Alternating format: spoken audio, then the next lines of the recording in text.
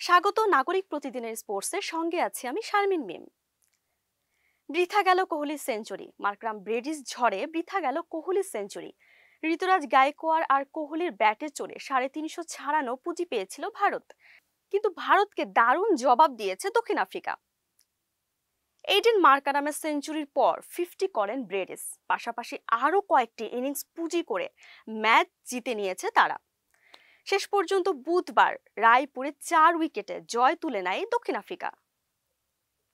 এর আগে ব্যাট করে ভারত 348 রান সংগ্রহ করে, তবে 4 বল হাতে রেখেই টার্গেট টপকে যায় প্রোটিওরা।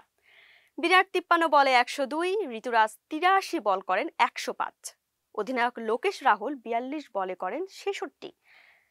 অপরদিকে মার্কারামের 98 বলে 110 সফরকারীদের এনে দেয় মজবুত ভিত।